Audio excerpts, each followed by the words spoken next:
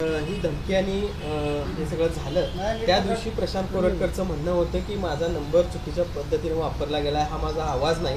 मात्र नागपूर पोलिसांनी जे सीडीआर तपासले ते त्यामध्ये प्रशांत कोरटकरचाच हा नंबर असल्याचं स्पष्ट झालंय. कसं बघता त्या दिवशी कुठतरी इन्कार केला जात होता मात्र सीडीआर मधून काही गोष्टी समोर येतात. नाही, खरं तर तो फोन मॉर्फ झाला असता तर तो त्यांच्याकडनंच झाला असता आणि मॉर्फिंग करणं एवढं सोपं नाही असं आता मला काही लोकांनी माहिती दिली त्यापासून कळतंय.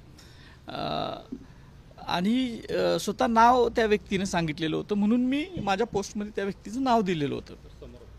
आता पोलिसांचं काम होतं की त्याच्यावर तपास करणं आणि जर त्यांनी पोलीस दलाने तपास करून ती गोष्ट समोर आणली असेल की त्या फोनवरनंच मला फोन झाला आहे तर एक संभ्रम जो निर्माण केलेला होता की माझा आवाज नाही किंवा माझा फोन नाही तर तो आता पोलिसांच्यावर विश्वास ठेवला लोकांनी आणि माझं तर आहेच पहिल्यापासून की तो आता दूर झालेला आहे. त्याच व्यक्तीनं फोन केलेला होता हे त्या पोलिसांच्या रिपोर्टवरून सिद्ध होतं. प्रशांत कोरटकरची पत्नी पल्लवी कोरटकर नागपूर पोलीस स्टेशनमध्ये गेली. तिनं असं म्हटलेलं आहे की आम्हाला या सगळ्या प्रकरणानंतर कुटुंबियांना देखील धमकीचे फोन येत आहेत आणि जर आम्हाला काय झालं तर त्याला इंद्रजित सावंत जबाबदार असते. नाही, मी कसा जबाबदार असणार? मी कधीच कुणाला धमकी देत नाही. मी माझ्या पोस्टमध्ये सुद्धा मी त्यांना फोन करा त्यांचा नंबर दिला आहे किंवा असं काहीच केलेलं नव्हतं. मी फक्त जी प्रवृत्ती शिवाजी महाराजांच्याबद्दल संभाजी महाराजांच्याबद्दल काय विचार करते एवढंच लोकांनी करावं म्हणून दिलेलं होतं. बाकीचे कोण लोक काय करत असतील तर त्याचा आणि माझा कसलाही काहीही संबंध नाही. उलट माझं असं आव्हान आहे सगळ्या तमाम शिवभक्तांना की शिवाजी महाराजांनी शत्रूंच्या स्त्रियांवर सुद्धा हात टाकू नका म्हणून सांगितलेलं होतं. आपला जे काही शिवाजी महाराजांचा अपमान केलेला आहे तो त्या कोरटकरनं केलेला आहे. त्यांच्या कुटुंबियांचा त्याच्यामध्ये काही संबंध कधी नसतो आणि स्त्रीचा सन्मान करणं हे आपल्या सगळ्यांचं एक शिवाजी महाराजांचा मावळा म्हणून एक पाईक म्हणून सगळ्यांचं कर्तव्य असतं आणि तशा पद्धतीच्याच भूमिका सगळ्या शिवभक्तांनी ठेवाव्यात असं माझं मत आहे. डायव्हर्ट करण्याचं प्रकरण डायव्हर्ट करण्याचा प्रयत्न आणि जर तशा पद्धतीनं बघा गुन्हा केलाय तर केलाय तो ठामपणे आणि घृणास्पद विषारी वक्तव्य शिवाजी महाराज संभाजी महाराज एक प्रकारे जिजाऊंच्या चारित्र्यावरची सुद्धा शिंतोडे उडवायचा प्रयत्न त्या व्यक्तीनं केला आहे तर त्याच्याबद्दल त्यांनी सुद्धा सांगायला पाहिजे होतं की हे चुकीचं बोललेले आहेत आणि त्याची शिक्षा त्यांना कायद्यानुसार झाली पाहिजे.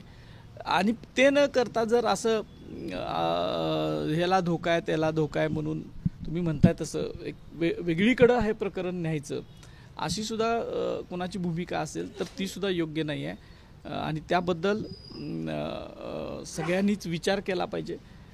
हा सगळ्या महाराष्ट्राचा हिंदुस्थानातल्या सगळ्या शिवप्रेमींचा अस्मितेचा भावनेचा विषय आहे आणि त्या भावनांची एकदा तुम्ही चूक केली आणि परत वारंवार खेळू नये अशी माझी सगळ्यांना विनंती आहे. चौथा दिवस आहे मात्र अजून आरोपी सापडत नाहीये.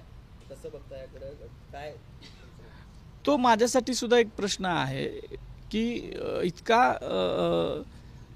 सक्षम पोलीस दल असताना असा आरोपी कसा सापडत नाही हा माझ्यासाठी एक प्रश्न आहे.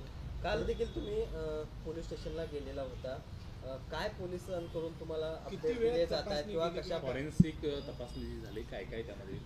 काल संध्याकाळी 5 वाजल्यापासून ते रात्री 12 वाजेपर्यंत ती सगळी प्रक्रिया चाललेली होती. खूप वेळ घेणारी ती प्रक्रिया होती. माझा मोबाईलमधले जे आवश्यक भाग त्यांना पोलिसांना वाटले ते फॉरेन्सिकची टीम आलेली होती त्या टीमला वाटले ते त्यांनी ते घेतलेले आहेत. त्याचा पंचनामा करून ते पुरावा म्हणून त्यांनी नोंद करून ठेवलेला आहे. तपास किंवा कोरटकरला अटक करण्यासंदर्भात पोलिसांकडून तुम्हाला काय अपडेट दिले जात आहेत किंवा कधीपर्यंत ताब्यात किंवा काय सांगितलं ते कुठंपर्यंत? नाही, मला याच्याबद्दल कसलेही अपडेट कुणाकडूनही मिळत नाहीत. मीडियातनं जेवढे अपडेट मिळतात तेवढेच मला मिळतात. एक प्रश्न असा आहे की आता 4 दिवस घेतलेला आपण सुरक्षा देखील नाकारली पण ही सुरक्षा नाकारण्यामागचं कारण काय आहे? तुमच्या जीवाला धोका झाला तर त्याला जबाबदार कोण असा एक प्रश्न आहे तो उपस्थित होतो. काय सांगा? नाही, मी पहिल्या दिवसापासून सांगतोय की मला माझ्या जीवापेक्षा, माझ्या ह्याच्यापेक्षा शिवाजी महाराजांचा जो अपमान झालेला आहे, ज्या अस्मितेला नख लावायचा प्रयत्न केला आहे, ती गोष्ट महत्त्वाची आहे. आणि त्यामुळं माझ्या सुरक्षतेची काळजी मी स्वतः घेतोय, माझा परिवार सगळी घेतात, मित्रमंडळी घेतात. त्यामुळं मला त्याची चिंता नाही आहे. फक्त पोलिसांनी मला विचारलेलं होतं सुरक्षा पाहिजेल आहे का, त्यांचे सुद्धा मी आभार मानतो की त्यांनी द्यायचं मला सांगितलेलं होतं, पण मी स्वतःच ते नाकारलेलं आहे.